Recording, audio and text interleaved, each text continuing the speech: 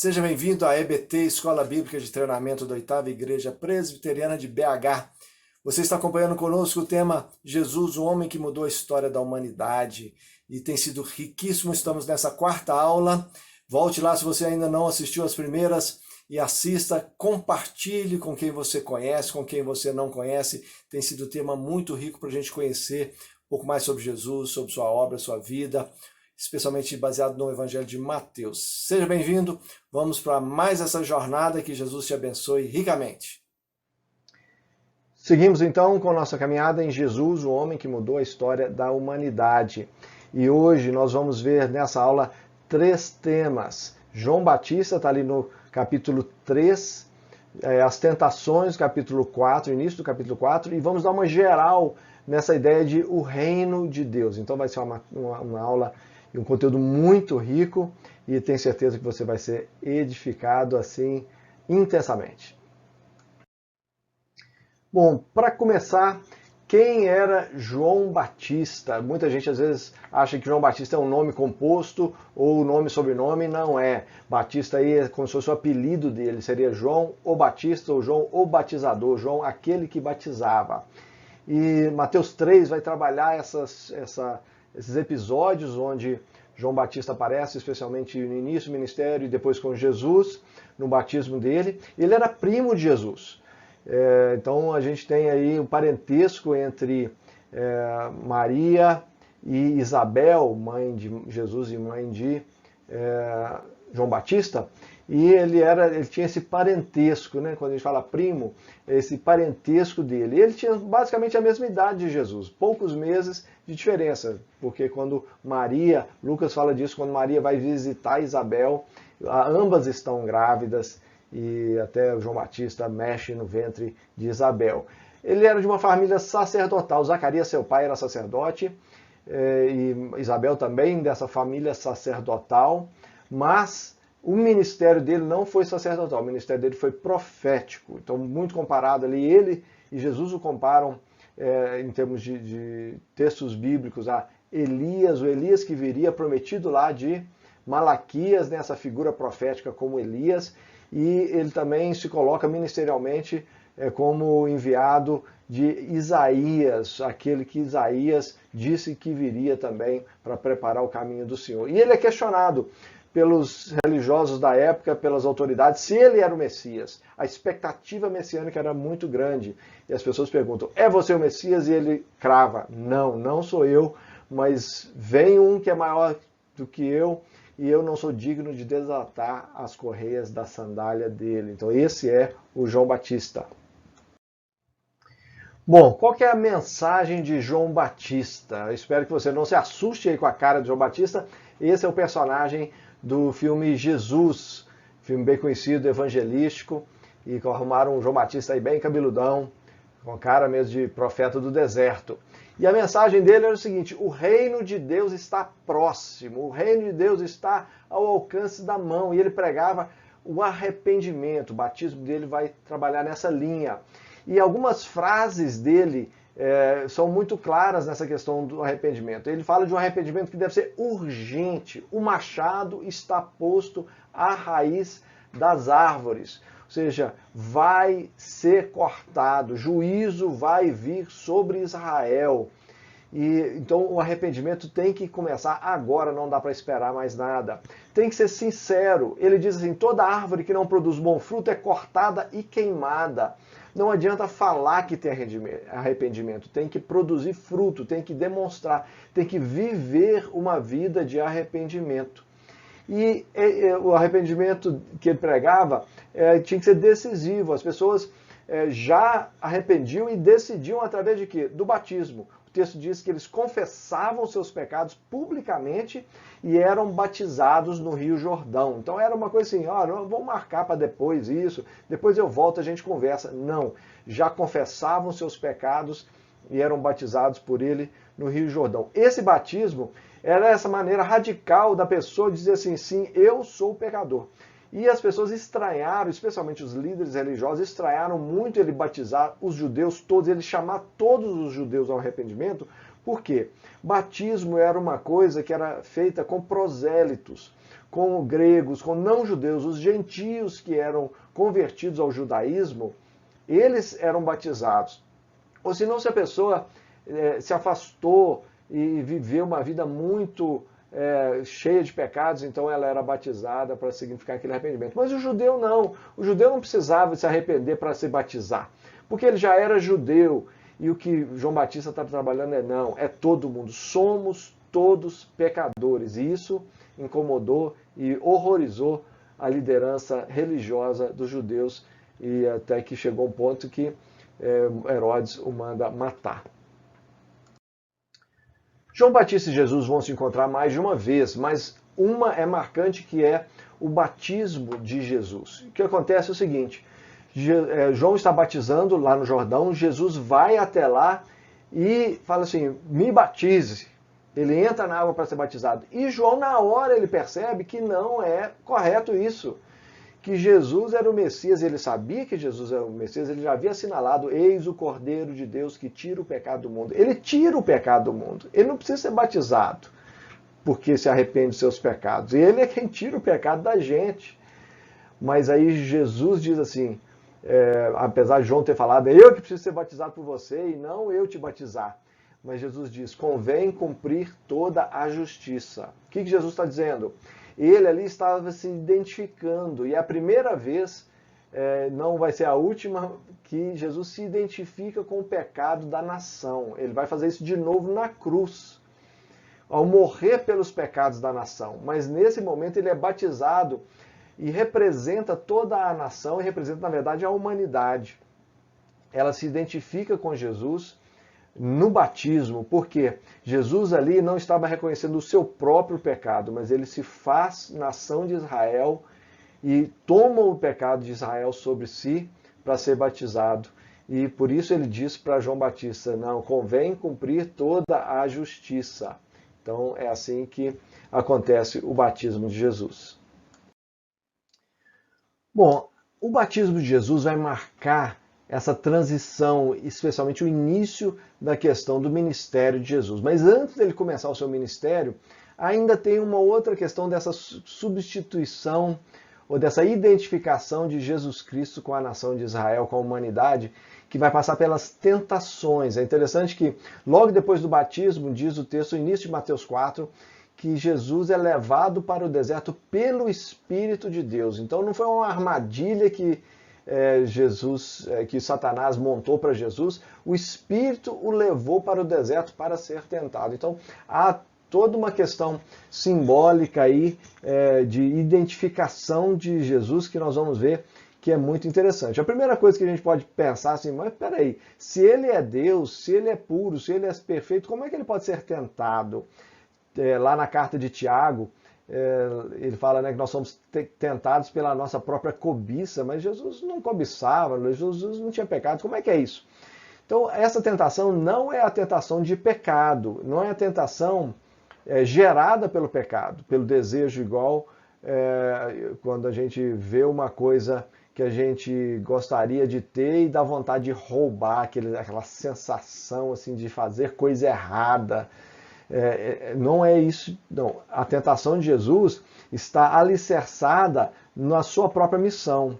Era a tentação de ir por um caminho mais curto do que o caminho que era designado a ele, ou seja, conquistar tudo que ele precisava conquistar sem passar pela cruz. E ele foi tentado nisso.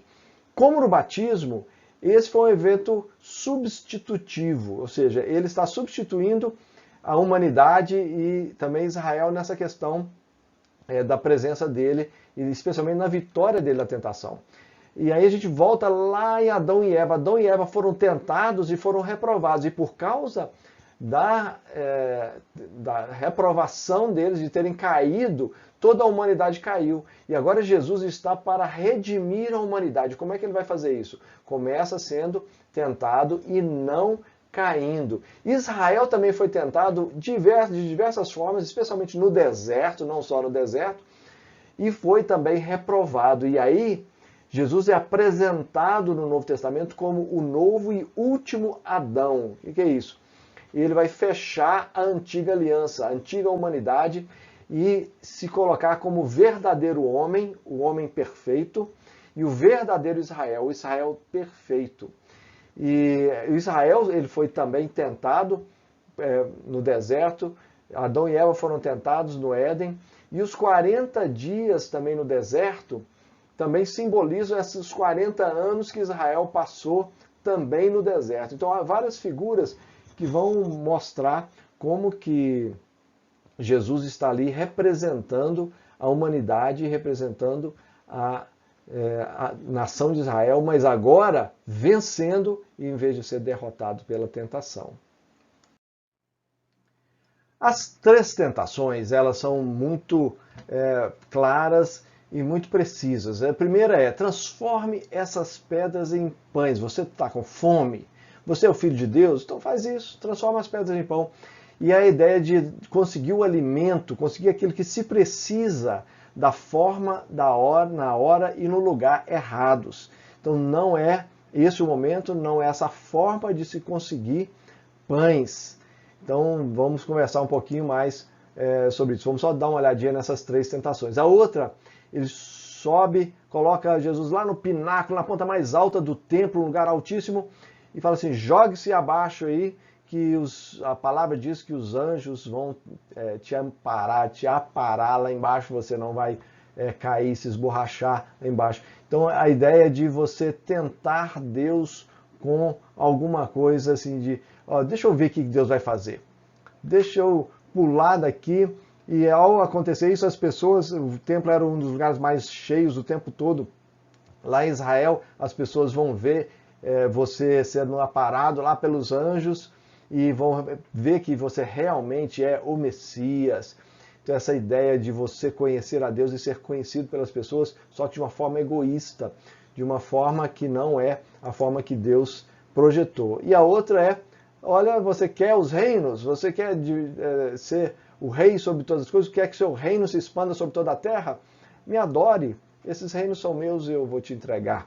Então ter domínio independente de Deus, ter influência, ser alguém independente de Deus. E quando a gente olha para Adão e Eva, a questão toda é que quando eles caem, Adão e Eva, eles não caem quando eles mordem o fruto. Só o fato deles se permitirem analisar a palavra de Deus e ver se a palavra de Deus é verdade ou não, eles já caíram. Dentro do coração deles, eles já caíram. Só deles duvidarem da palavra de Deus ao escutar a serpente. E é justamente aí que Deus entra e ele usa a própria palavra de Deus para ir refutando cada uma das frases, cada uma das tentações. Então, enquanto Adão e Eva questionaram a palavra de Deus, Jesus usa a palavra de Deus para colocar Satanás para correr. E é aí que ele vence.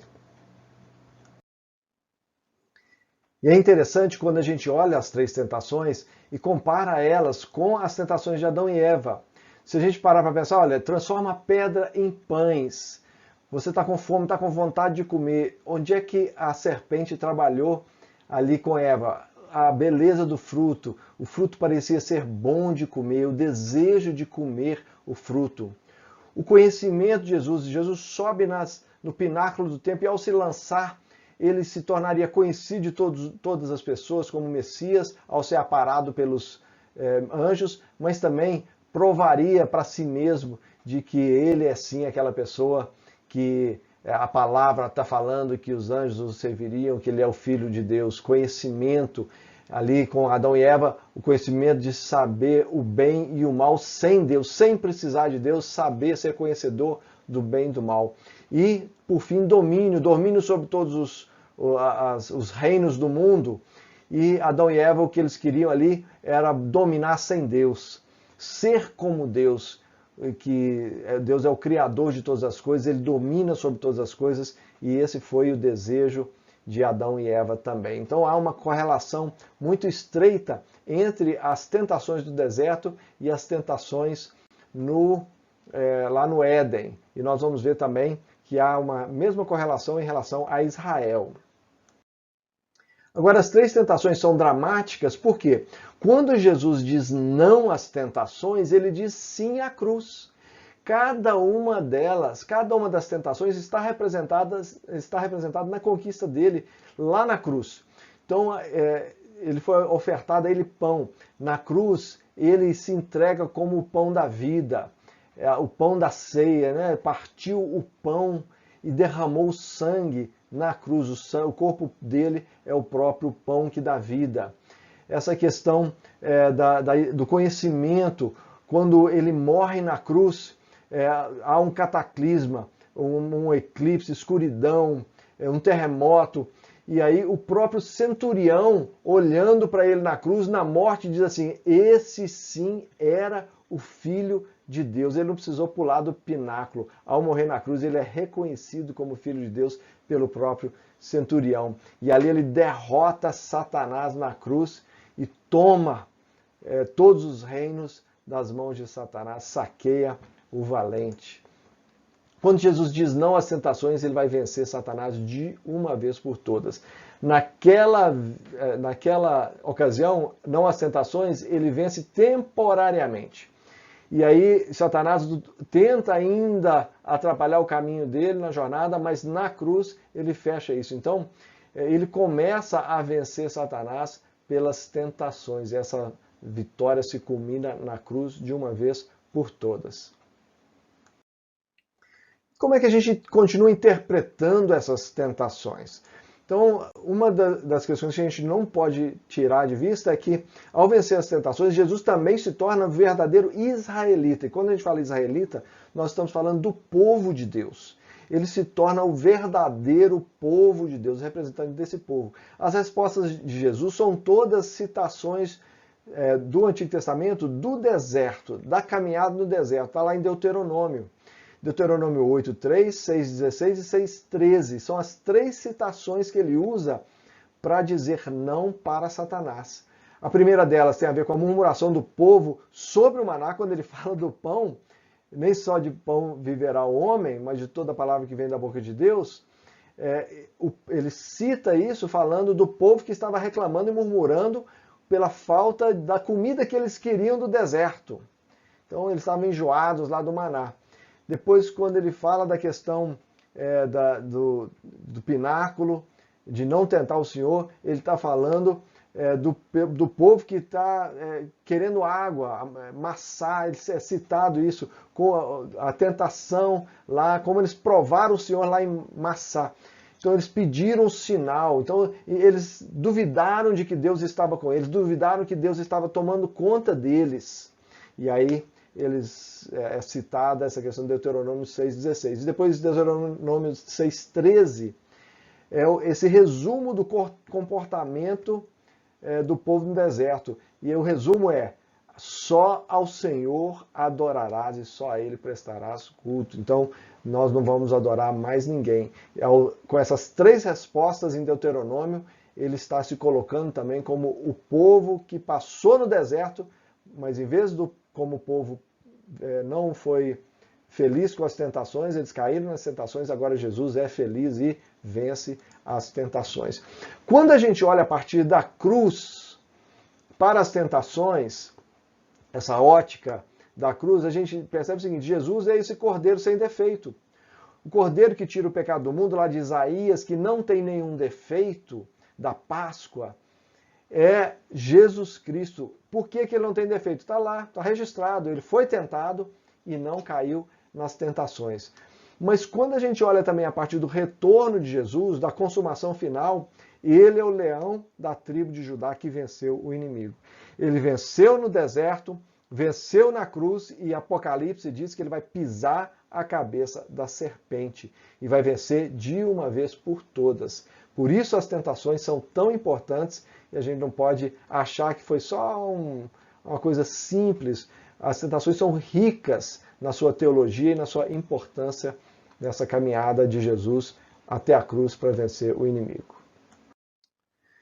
Bom, agora vamos partir para o nosso último tema, mas é riquíssimo e eu quero que você abra bem os olhos para a gente caminhar disso. A mensagem do reino de Deus. Que história é essa de reino de Deus? O que tem a ver essa história de reino de Deus com a gente hoje? Então vamos caminhar um pouquinho para a gente não perder nenhum detalhe, porque esse assunto é fantástico. A importância é muito grande porque a gente vê como que essa mensagem do reino de Deus é central no ensino de Jesus. Ela é mencionada mais de 100 vezes em todos os 4 evangelhos. Jesus simplesmente abre a proclamação do evangelho com a frase falando que o reino de Deus está próximo nos 3 evangelhos sinóticos, Mateus, Marcos e Lucas. E ele abre de uma forma que as pessoas entenderam um pouco diferente do que a gente entende hoje. Quando a gente pensa hoje em reino de Deus, nós estamos pensando em uma coisa muito abstrata, mas naquela época as pessoas entendiam isso como uma coisa muito concreta. A chegada do reino de Deus é a derrota de Roma, é a expulsão de Roma e Israel reinando livremente a partir da Palestina sobre todas as nações, porque Yahvé iria voltar, iria sentar no seu trono no templo. Não tinha trono no templo, mas Deus ia dar um jeito ali de reinar a partir de Israel. E esse era o esperado Messias que viria.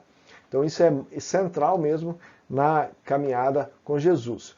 Às vezes você vai ver nos evangelhos só falando sobre reino, porque o reino, às vezes vai ver o reino de Deus, e às vezes vai ver o reino dos céus. A gente já viu já em outra aula que Mateus vai usar mais o reino dos céus porque ele está mais preocupado com os leitores judeus, que não gostariam muito de ficar falando reino de Deus, reino de Deus, reino de Deus, por causa da palavra de Deus, que eles não gostavam de expressar com medo de pecar, falar o nome de Deus em vão.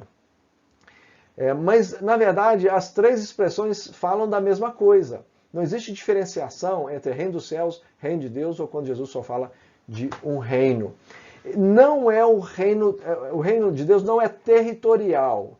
Ele não é um lugar, ele não é lá, ali naquela geografia, não. A ideia do reino de Deus é onde Deus domina, onde Deus está reinando, onde as leis dos céus se fazem presentes e são vividas. Isso é o reino de Deus. Entrar no reino de Deus, tem uma expressão que Jesus usa algumas vezes, de entrar no reino de Deus, não significa ir para o céu. Entrar no reino de Deus é viver, não é morrer para o céu, não. Entrar no reino de Deus é viver debaixo do ensino das leis, daquilo que Jesus mostrou que é para viver. Onde o reino de Deus se faz presente, é isso que acontece. Pregar o reino de Deus, então, está lá em Lucas 9:2, que Jesus saiu pelos vilarejos pregando o reino de Deus, que ele tinha que pregar o reino de Deus em outros lugares, é declarar que Deus reina e que o reino dele está se estabelecendo de uma forma definitiva sobre toda a terra. O domínio dele, as leis dele estão se estabelecendo por toda a terra. Isso é pregar o reino de Deus. Quando João começa o ministério dele, ele já começa dizendo assim, o reino de Deus está próximo, já vimos isso. Quando Jesus começa o ministério, ele já decreta, o reino de Deus é chegado. E essa expressão é chegada é a mesma expressão que se usa quando, lá no grego, fala assim, fulano chegou, ele entrou dentro da casa, ele está no recinto, fulano chegou. O reino de Deus é chegado, está lá em Lucas 11 e Mateus 12. E essa ideia, então, quando Jesus começa a expulsar, lá em Lucas 11, começa a expulsar demônios, ele é acusado de usar o poder de Satanás. E ele devolve dizendo assim, olha, o reino dividido não subsiste. Se eu estou expulsando, eu sou de Satanás e estou expulsando Satanás, então o reino dele não vai subsistir. Agora, se eu expulso em nome de Deus, no poder de Deus, então o reino de Deus é chegado. Então chegou, já está presente. E aí ele fala uma pequena parábola falando de Satanás como valente, e que entra na casa e arranca e despoja os bens do valente.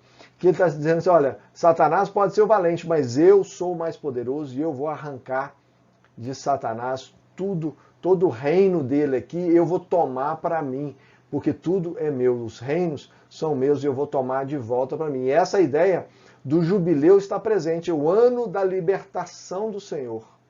É o ano onde os escravos são libertados, são livres. E Jesus chegou para anunciar, quando ele leu o rolo de Isaías, ele está anunciando esse jubileu, o dia da vingança do nosso Deus. Essa é a ideia da chegada de Jesus. A vingança, na verdade, é ele trazer justiça. Então isso está envolvido nisso. Tem uma expressão lá em Lucas 17 que ela deixa uma pulga atrás da orelha de alguns. Quando diz assim, não, o reino de Deus está dentro de vocês.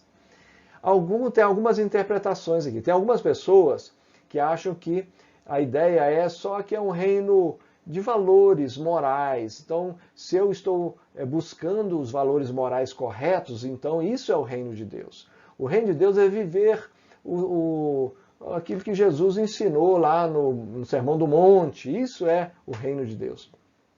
Outros já acham o seguinte, a ideia que ele está dizendo é que o reino de Deus está no meio de vocês, porque essa expressão está dentro de vocês pode também, em alguns casos muito particulares, ser traduzida assim, ele está no meio de vocês. É como se Jesus quisesse dizer assim, olha, não está só nas mãos dos fariseus, não. E ele está dizendo isso para os fariseus. Não está só na mão dos fariseus, não. Está no meio aí do povo. Pertence ao povo. Mas, na verdade, o número 3 aí é a ideia, talvez, que a melhor interpretação disso. O que ele está querendo reforçar, quando a gente olha todo o ensino dele a respeito do reino de Deus, a gente percebe que essa é a melhor interpretação. Que o reino de Deus não vem com sinais externos, aquilo que eles estavam esperando. Eles esperavam que o Messias derrotasse os romanos e tal, mas vem de dentro para fora, ele vem com arrependimento, ele vem com quebrantamento, de eu me tornar uma criança. Então o reino de Deus vem daí, ele não vem, é a ação de Deus, mas ele vem de dentro para fora e não de fora para dentro. E essa é a melhor maneira da gente interpretar esse texto. Bom, quais são então os sinais da presença do reino na nossa vida ou à nossa volta? A resposta ao evangelho é salvação. Mas a gente muitas vezes entende salvação como sendo alguma coisa distante, mas salvação ela é vivida na terra ainda. É tomar posse desse reino, é viver o reino, os valores do reino. Então Mateus 5,3 diz lá nas bem-aventuranças que o bem-aventurado pobre de espírito, os pobres de espírito, porque deles é o reino dos céus. Então a ideia aqui não é pobreza de espírito igual a gente usa hoje. Fulano, cara, pobre de espírito, é pejorativo. Também não é pobreza física, falta de dinheiro. Pobreza de espírito é quebrantamento. É a pessoa saber que espiritualmente ela necessita de Deus. E essa é a porta de entrada para o reino dos céus. Não se entra, como dizem alguns, não se entra de cabeça erguida no reino dos céus. A porta é baixinha e a gente tem que entrar por ela se curvando, só com quebrantamento.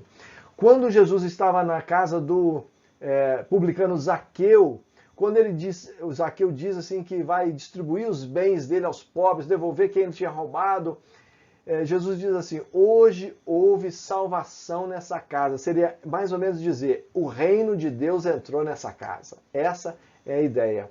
E quando ele está conversando com Nicodemos, ele usa 3 expressões diferentes. Ele usa ver o reino, entrar no reino e depois, João 3,16, receber a vida eterna. As 3 coisas são correlatas, significam a mesma coisa. Você só vê o reino se você entra no reino. E quando você entra no reino é porque você recebeu a vida eterna. Tudo o mesmo pacote. Essa questão dos sinais da presença do reino está ligada à questão do Antigo Testamento. Jesus não veio trazer doutrina nova.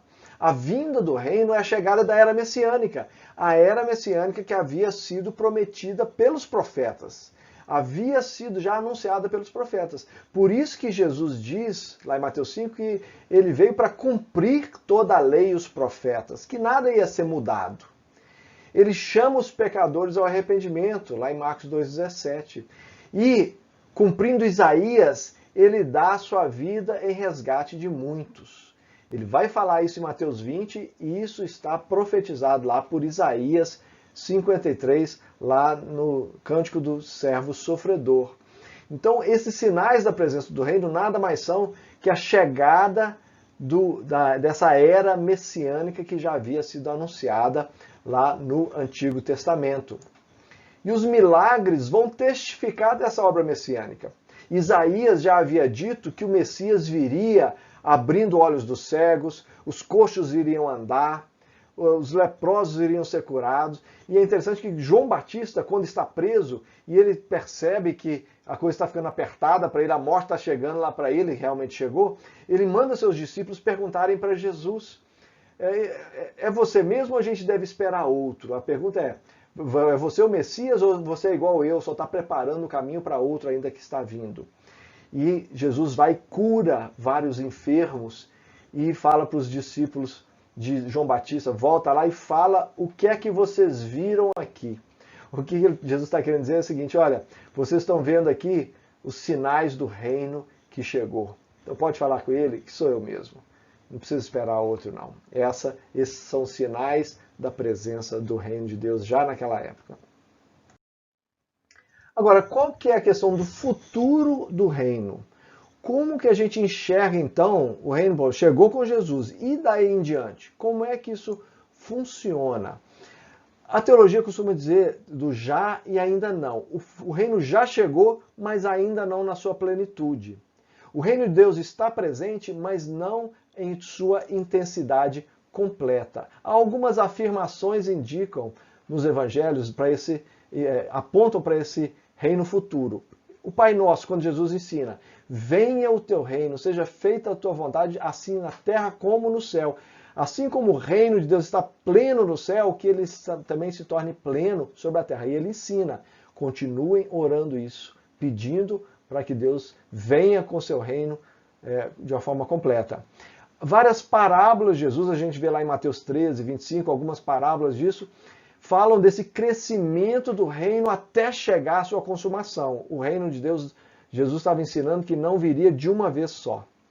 E depois, quando ele vai instituir a ceia, e depois Paulo vai falar sobre essa instituição da ceia em 1 Coríntios, Jesus diz que ele vai chegar um dia onde essa ceia será tomada de uma vez por todas nas chamadas bodas do Cordeiro. Então, ainda não é o tempo, o reino ainda vai vir de uma vez por todas.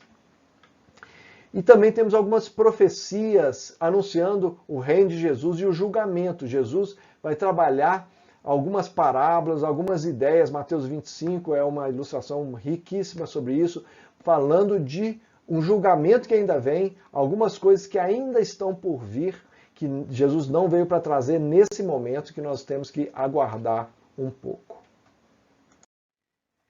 E agora eu queria mostrar para vocês uma pequena ilustração que vai nos ajudar um pouco a entender essa questão do reino de Deus, comparando as alianças, a antiga e a nova aliança, o Antigo Testamento e o Novo Testamento, assim, para ficar mais claro. Bom, em primeiro lugar, no Antigo Testamento, nós temos essa linha branca aqui na base, que a gente chama da era presente. É esse momento que nós vivemos, desde lá da fundação do mundo até a volta de Jesus. E no Antigo Testamento, essa base marrom aqui, ela vai funcionar, o reino de Deus vai ser estabelecido com Israel. Israel é o reino de Deus presente. Quando Jesus vem e se estabelece, ele vai instituir agora o reino. A gente tem na chegada de Jesus a chegada do reino. E com Pentecoste, o Espírito de Deus é derramado sobre a igreja e o reino de Deus se estabelece de uma forma mais intensa ainda. Agora não é só Israel, o reino de Deus agora está se espalhando por toda a terra, com gente de todo povo, toda tribo, toda língua e toda nação, e cada pessoa tem o Espírito Santo de Deus. É diferente do que o Espírito Santo lá sobre Israel no Antigo Testamento, onde era só sobre algumas pessoas, agora não. E agora essa linha de cima, horizontal, é o que a gente chama da era vindoura. A era vindoura é aquilo, é o reino de Deus que está por vir. Esse reino chega com Jesus e se estabelece com o Espírito Santo sobre as pessoas, sobre a igreja, e agora nós aguardamos a volta de Cristo. A volta de Cristo vai estabelecer, de uma vez por todas, o reino de Deus. E agora, quando Jesus volta, a era presente se fecha e só fica a era vindoura. Então essa linha de baixo termina e só fica a linha de cima para frente. Nós vivemos hoje nesse meio tempo, onde temos a era presente e a era vindoura juntas. Mas quando Jesus voltar, só fica a era vindoura e Cristo é tudo em todos na Nova Jerusalém. Então esse reino é um reino crescente que vai se estabelecer. Ele começa de uma forma no Antigo Testamento, no Novo Testamento ele cresce, mas ele se estabelece plenamente só na volta de Jesus. Bom, então, já numa reta final aqui pra gente, qual que é o ensino do reino de Deus? O que a gente tem que aprender nesse reino? O que Jesus deixou pra gente? Em primeiro lugar, a entrada é pela fé. Não tem como você pagar promessa, não tem como você dar oferta grande, não tem como você ser uma pessoa legal, joinha. Você entra por um passo só, pela fé. Então, a salvação é por aí. E a atitude de criança, em que sentido? Não é ser infantil. É a atitude de dependência de Deus. A criança pequena tem fé no seu pai. Acredita no que seu pai fala. E caminha naquilo que o seu pai fala. Quando vai ficando adolescente, vai ficando mais complicado, vai resistindo, quando fica jovem, quando fica velho, pior ainda. Mas a criancinha, ela vai caminhar acreditando nas palavras do seu pai. Essa é a atitude de criança que Jesus fala, que o reino de Deus, quem quiser ser do reino de Deus tem que ser como uma criança. Qual que é a ética do reino? Sermão do Monte, Mateus 5, de 5 a 7, 5, 6, 7. Nós vamos ter uma aula sobre o Sermão do Monte. Então, aguarde aí. Mas a ética do reino é o Sermão do Monte, como a gente deve viver. O poder do reino é demonstrado pelos milagres. Então, a presença de Deus, Jesus mostra isso através dos milagres. E até hoje esses milagres existem sim. Talvez não na forma como a gente gostaria, mas nós não manipulamos o poder de Deus. Então, nós estamos caminhando e a gente tem tanto testemunho de milagres que Deus tem feito em todos os tempos, em todas as gerações. As parábolas vão nos ajudar a entender essa questão do reino de Deus. E uma das coisas que nos ajuda a entender é que esse reino de Deus começa pequeno, uma pequena semente, lembra lá da parábola do grão de mostarda? Uma pequena semente que vai crescendo, crescendo, crescendo, crescendo, crescendo, até se tornar enorme. Então, esse é o reino de Deus. E Jesus é o centro desse reino. Ele é o rei, ele é tudo vem dele, tudo converge para ele. Então não tem outra pessoa, outro personagem a não ser Jesus, o rei dos reis, como diz lá em Apocalipse. E agora, para fechar, a gente entender um pouquinho dessa ideia do já e do ainda não. O que isso significa? Entender, nós já explicamos. A questão é, o que isso significa para a gente? O já e ainda não nos ajuda demais a entender a nossa condição. Hoje em dia, porque a Bíblia fala que nós somos a imagem de Deus, que nós somos filhos de Deus, que nós somos santos, nós somos a menina dos olhos de Deus. Somos assim, a Bíblia nos joga lá em cima, mas quando a gente olha para dentro da gente, a gente percebe que nós somos muito falhos, egoístas, pecadores, pensamentos que passam na nossa mente, que a gente pensa, eu não estou acreditando que eu sou crente, que eu sou discípulo de Jesus, e isso me passou pela cabeça. Que coisa louca é essa? Então, o já e ainda não nos ajuda a entender que o reino já chegou, mas não na sua plenitude. Nós somos de Deus plenamente, mas ainda não vivemos essa plenitude. Isso vai acontecer quando Jesus voltar. Então vai explicar a nossa presente miséria. Isso pode nos encher de otimismo. Falar assim, puxa vida, então não estou no caminho certo. Se eu peco, eu tenho o sangue de Jesus que me purifica de todo pecado. Eu tenho advogado junto ao Pai. Isso não me anima a pecar, me anima a permanecer na presença de Deus. E Ele vai me limpando mais e mais. E também o já e ainda não abre um grande ministério, uma avenida para a gente. Por quê? Nós não estamos aqui à toa. Jesus não está lá no sofá vendo Netflix, esperando a hora. Não, deixa eu ver que hora. Já chegou na minha hora de voltar? Não, ainda não. Vou esperar mais um pouco. Vou ver mais uma série aqui. Não é isso. Deus tem um propósito em tudo. E tem um propósito para o já e ainda não. Ainda não veio porque ainda há o que fazer aqui na Terra. E o Evangelho precisa ser espalhado para todas as nações. Todos os povos têm que conhecer de Jesus Cristo. Então virá o fim, disse ele. E nós também recebemos dons espirituais para servir a Deus edificando a sua noiva, edificando a igreja. Então nós exercemos os nossos dons espirituais para que a igreja esteja cada vez mais pronta para a chegada do Rei. E aí o reino de Deus é muito mais amplo do que tudo isso que nós conhecemos, do que nós vimos até aqui. Então, prepare-se, arregace as mangas, porque o reino de Deus está presente e ele tem um papel para todos nós no meio desse reino, ok? Pronto, chegamos ao final desse bloco. Espero que você tenha sido edificado, que Jesus te abençoe ricamente, mais e mais. Então, João Batista, as Tentações e Reino de Deus. Se você não assistiu às outras aulas, assista lá e entre com a gente. Semana que vem nós teremos mais uma aula. Espero que você continue sendo edificado assim ao máximo. Então continue estudando, leia Mateus mais algumas vezes para a gente continuar caminhando firmes nesse propósito. Que Jesus te abençoe.